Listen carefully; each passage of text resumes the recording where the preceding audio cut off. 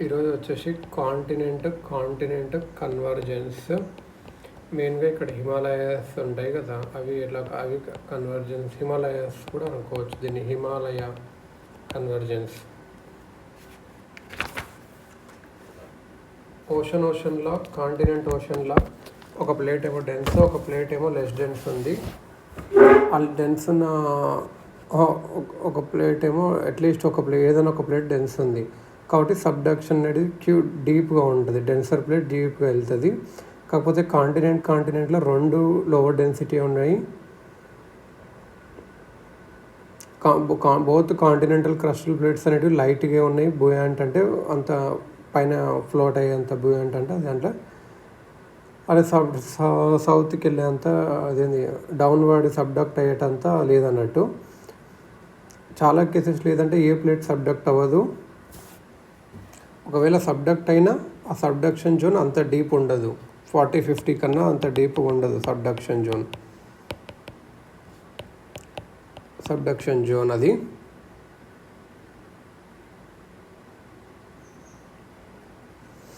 The 2 plates converge buckle up అంటారు. ఇక్కడ 2 plates ఏమవుతాయి అంటే బకుల్ అప్ సట్యూర్ జోన్ అని ఫామ్ అవుతుంది.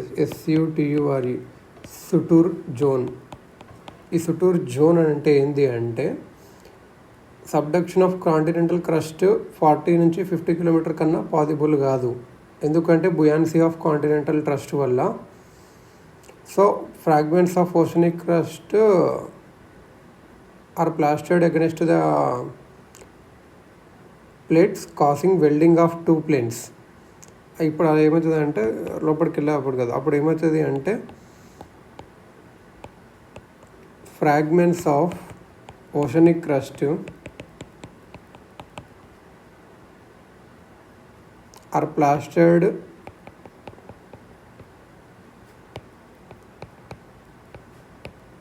against the plates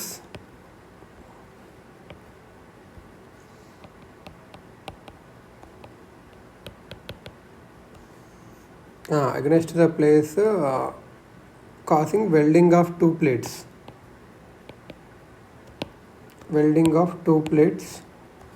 దీన్నే సట్యూర్ జోన్ అంటారు. ఇది ఎగ్జాంపుల్ ఎక్కడుంది అంటే మన ఇండస్ ఇంకా Brahmaputra టీసాంగ్పో సట్యూర్ zone.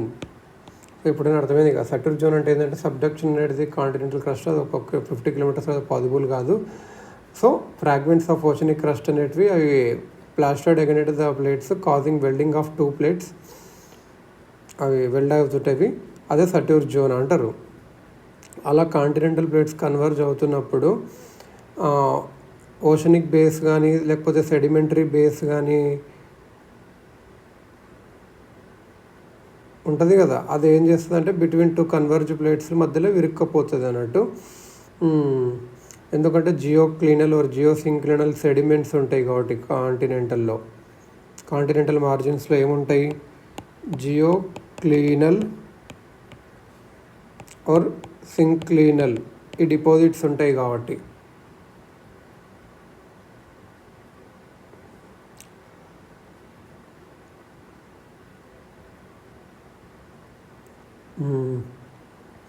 So continental plates converge అయినప్పుడు ఈ ఓషన్ బేసిక్ కానీ సెడిమెంటరీ బేసిన్ కానీ ఇది మధ్యలో కన్వర్జ్ ప్లేట్స్ మధ్యలో ఉంటాయి. Many kilometres wide are thrust on the top of one another forming a towering mountain range.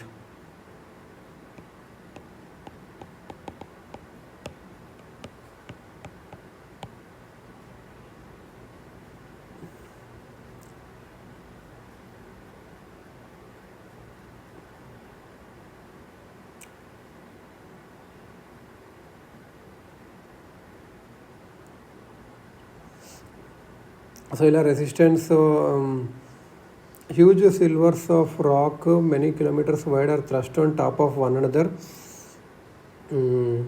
So ఇలా కాంటినెంట్ 2 కన్వర్జ్ అవుతున్నప్పుడు ఏమవుతుంది అంటే ఇక్కడ సెడిమెంట్స్ ఉంటాయి కదా, సెడిమెంటరీ బేసిన్ కానీ ఓషన్ బేసిక్ కానీ ఉంటాయి కదా, అవి మధ్యలో నలిగిపోయి ఆ రాక్స్ అన్నీ కొన్ని కిలోమీటర్స్ అన్నీ పైకి ఒకదానికొక పైకి వస్తే టవరింగ్ మౌంటైన్ రేంజ్ ఫామ్ అవుతుంది. ఇంకా ఏమవుతుంది, కొంత రెసిస్టెన్స్ బిల్డ్ అయినాక ఏం చేస్తుందంటే కన్వర్జెన్స్ స్టాప్ అవుతుంది. ఐసోస్టాటిక్ అడ్జస్ట్మెంట్ అప్పుడు చేసుకుంటుంది.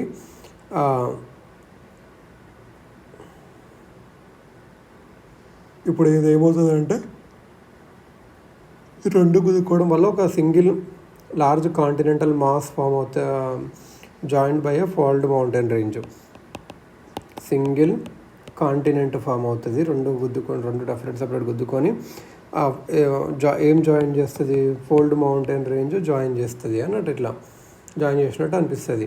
ఇవి ఒక ఎగ్జాంపుల్ చూడాలంటే హిమాలయస్, మన ఇండియాలో ఉన్న హిమాలయస్ కానీ, ఇంకా ఆల్ప్స్ కానీ, ఉరాల్స్ కానీ.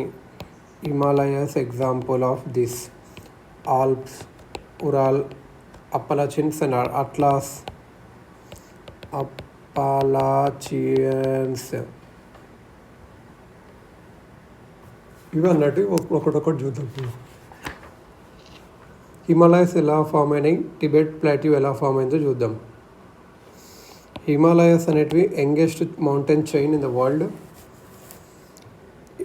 ఇవి ఎలా అంటే ఒక లార్జ్ జియోసింక్లైన్ కాల్డ్ తెత్తీసి నుంచి వచ్చాయి. అప్లిఫ్ట్ అనేది డిఫరెంట్ ఫేజెస్లో అయింది. Out of large geosyncline called తెత్తీసి.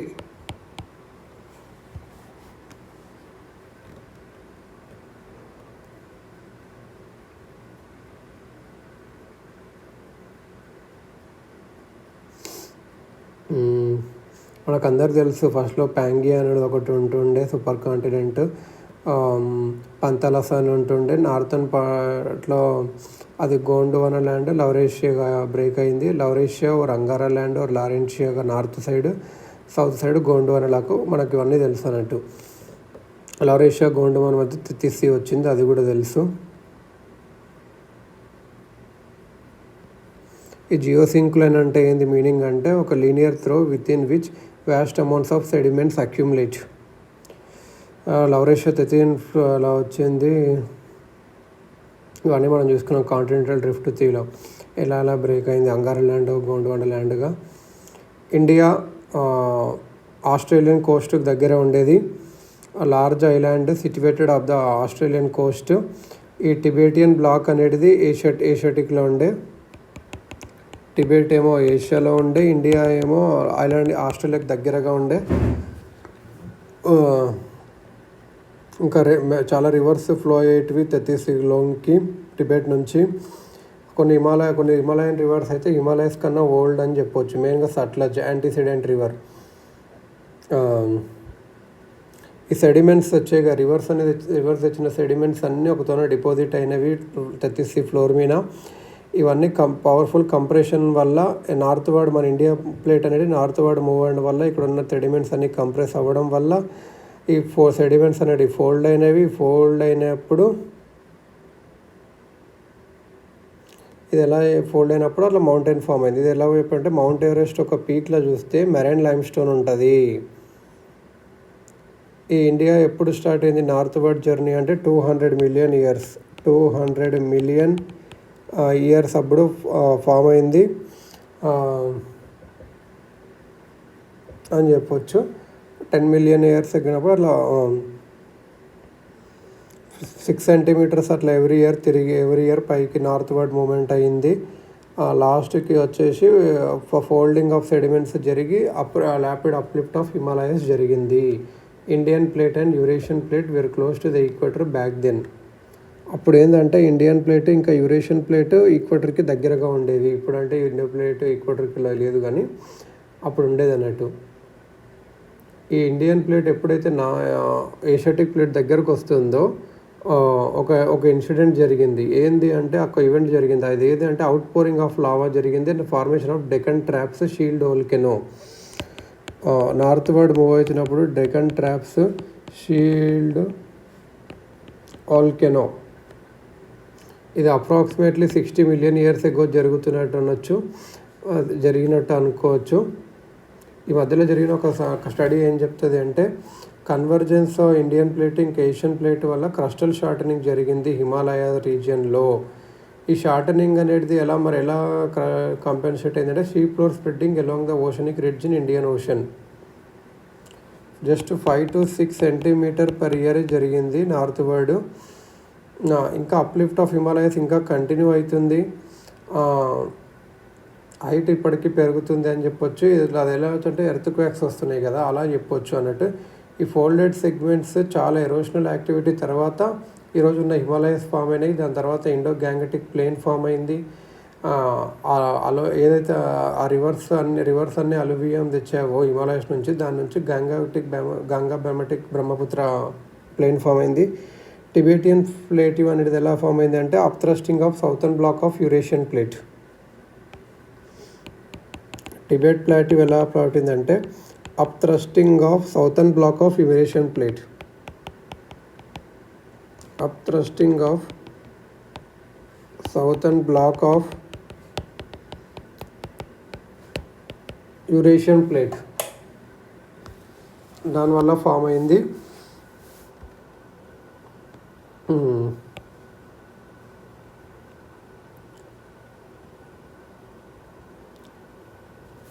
ఇదే ఒకసారి ఏమనుకున్నారంటే ఇండియన్ కోస్ట్ లైన్ అనేది డెన్సర్గా ఉంది, అటాచ్ టు ద సీ బెడ్కి అటాచ్ చేశారు.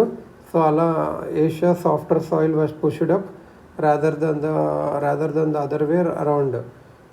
ఇండియన్ కోస్ట్ లైన్ అనేది డెన్సర్గా ఉంది, అది ఫిమ్లీ అటాచ్గా ఉంది సీ బెడ్కి. కాకపోతే ఏషియాస్ సాఫ్ట్ సాయిల్ ఉంటే అది పుష్ అప్ అయింది అన్నట్టు.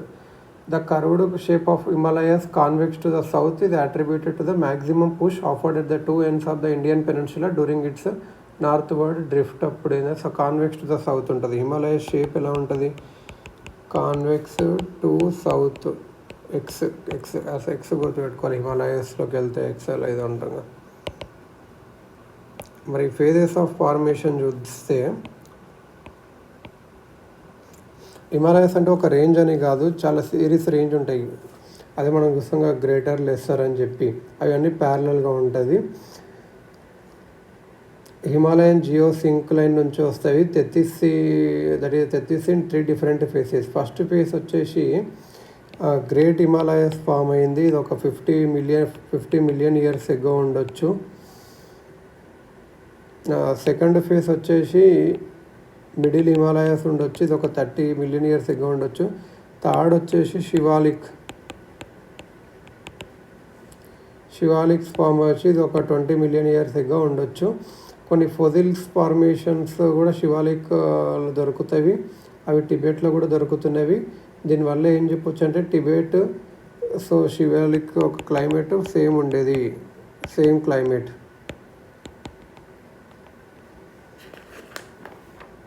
ఈ హిమాలయస్ రేస్ అవుతున్నామని ఎలా చెప్తాము అంటే satellites high prediction atomic clocks అట్లా చిన్న ఏదైనా అది కనపెడుతుంది అలా. ఈ అప్లిఫ్టింగ్ వల్ల ఏంటంటే టిబెట్లో ఉన్న లేక్స్ అనేటివి అప్లిఫ్ట్ అవ్వడం వల్ల యాక్చువల్గా టిబెట్లో ఉన్న లేక్స్ ఒక వాటర్ లూస్ అవుతున్నవి, డెసికేటెడ్ లేక్స్ ఆర్ డెసికేటెడ్ అంటే వాటర్ వెళ్తున్నాయి అన్నట్టు. సో ఓన్లీ గ్రావెల్ ట్రేసెస్ మాత్రమే కనబడుతున్నవి. సో ఈ వాటర్ ఎట్లా పోతున్నాయి అంటే అప్లిఫ్టింగ్ జరుగుతుంది అని చెప్పి అని అర్థం అన్నట్టు. హిమాలయన్ రివర్స్ అన్నీ యూత్ఫుల్ స్టేజ్లో ఉంటవి. ఒక్కొక్కసారి హ్యావ్ బీన్ రెజ్యునేటెడ్ అంటే కొత్తగా కనిపిస్తుంటుంది. రెజ్యువెనేటెడ్ అంటే కొత్తగా కనిపిస్తుంటాయి హిమాలయన్ రివర్స్ వచ్చినప్పుడల్లా. సో అలా ఏమంటారు, ల్యాండ్ మాస్ పెరుగుతుంది. సో యువర్ టెక్టోనిక్ యాక్టివిటీ కూడా ఎక్కువ ఉంది. టెక్టోనిక్ యాక్టివిటీ ఎందుకు, ఈక్విలిబ్రియం అటాచ్ చేయడానికి అలా అని చెప్పి. ఇప్పుడు వచ్చేసి ఆల్ప్స్ ఎలా ఫార్మ్ అయింది, ఉరాల్స్, అప్పల్చిన్స్, అట్లాస్ అని చూద్దాం. ఇది హిమాలయస్కి అంత సిమిలర్గా ఆల్ప్స్ అండ్ అట్లాస్ మౌంటైన్స్ అనేటివి ఆల్ప్స్ అట్లాస్ అనేటివి ఫోల్డ్ మౌంటైన్స్. ఇవి ఎలా ఫార్మ్ అయినాయి అంటే ఆఫ్రికా ప్లేట్ ఇంకా యురేషియన్ ప్లేట్ కొలీడ్ అవ్వడం వల్ల అయింది. అట్లాస్ మౌంటైన్ ఇంకా ఇప్పుడు స్టిల్ ఇన్ ఫార్మేషన్ ఉంది. అట్లాస్ అనేది ఎప్పుడు ఫార్మేషన్ అవుతుంటుంది అట్లా. సో ఆల్ప్స్ అట్లాస్ రెండు వచ్చేసి ఆఫ్రికాకు యూరేషియన్కి మధ్యలో కొలిడ్ అవ్వడం వల్ల. మరి ఉరాల్స్ ఇంకా అప్పలాచిన్స్ వచ్చేసి ఇవి కూడా ఓల్డ్ ఫోల్డ్ మౌంటైన్స్. ఇదేమో young fold mountains. Alps A for Alps, ఇది ఆల్ప్స్ అట్లాస్ యంగ్, ఇదేమో ఓల్డ్ అన్నట్టు. వీళ్ళు ఏమంటారంటే ఓల్డ్ ఎందుకంటారంటే ప్యాంగియా బ్రేకప్ ముందే అయినవి ఇవి. దేనివల్ల యూరోప్కి ఇంకా ఏషియాకి కొలాడ్ అవ్వడం వల్ల. సో ఆల్ప్స్ అట్లాస్ ఏమో ఆఫ్రికా ఉంటుంది, ఇదేమో యూరోపు ఏషియా. ఉరాల్స్ ఏమో యూరోపు ఏషియా కొలిడ్ అవ్వడం వల్ల. అప్పలచిన్స్ వచ్చేసి ఉరాల్స్ ఏమో యూరోపు ఏషియా. అప్పలచిన్స్ ఏమో నార్త్ అమెరికా యూరోప్. అప్పలచిన్స్ వచ్చేసి నార్త్ అమెరికా ఇంకా యూరోప్ వల్ల వచ్చింది. ఉరాల్ అనేది యూరోప్ ఏషియా వల్ల వచ్చింది. సో యూరోప్ కామన్ ఉంది. ఉరాల్ యూరోప్ ఏషియా, యూరోప్ ఏషియా ఇలా గుర్తుంది. అప్పలచిన్స్ అనేది Europe north America, north America, north America, north America. ఇక్కడ వోల్కనిజం ఓషన్ క్రస్ట్ జనరల్గా ఎంత ఉంటుంది, 5 to 30 కిలోమీటర్ ఉంటుంది అంతే. కాకపోతే కాంటినెంటల్ క్రస్ట్ 70 కిలోమీటర్ దాకా ఉంటుంది. సో మ్యాగ్మా అనేది ఈ థిక్ క్రస్ట్లోకి లోపలికి వెళ్ళలేదు. So no volcanoes in continental no volcanoes. Magma ఎప్పుడు కిందనే ఉంటుంది, కానీ మ్యాగ్మా కింద ఉంటుంది కానీ no volcanoes after continent convergence వల్ల జరగదు. కాకపోతే మ్యాగ్మా ఉంది క్రస్ట్ లోపల. Metamorphic rocks are common because of the stress the continental crust. ఇక్కడ మెటమార్ఫిక్ రాక్స్ ఉంటాయి ఎక్కువ, ఎందుకంటే స్ట్రెస్ వల్ల.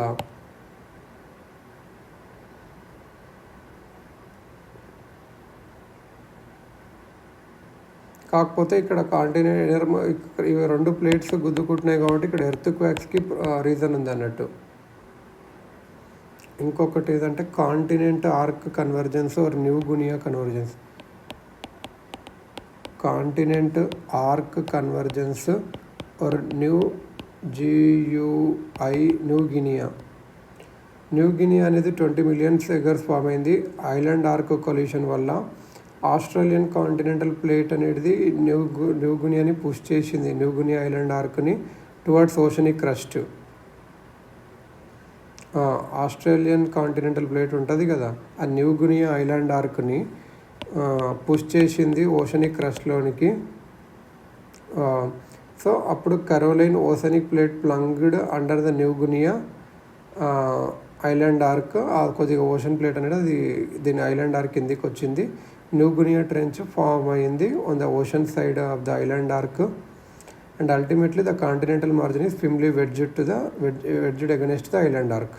Okay, Australia plate New Guinea island ఆర్క్ని పుష్ చేసింది. ఇది ఒకటి అన్నట్టు. World's fold mountain systems margins of కాంటినెంట్లో ఎందుకు ఉన్నాయి? ఫోల్డ్ మౌంటైన్స్ అనేటివి కాంటినెంటల్ మార్జిన్లో ఉన్నాయి. ఫోల్డ్ మౌంటైన్స్ అనేటివి కాంటినెంటల్ మార్జిన్స్లో ఎందుకు ఉన్నవి అంటే, ఇక్కడ ఎందుకుంటే రెండు దాంట్లో కాంటినెంటల్ ప్లేట్స్ ఉన్నవి. హిమాలయస్ కానీ, ఆల్ప్స్ అట్లాస్ కానీ, ఉరాల్స్ అప్పలచిన్స్ కానీ, ఓషన్ కాంటినెంటల్ వల్ల కూడా ఉంది. రాకీస్ యాండీస్.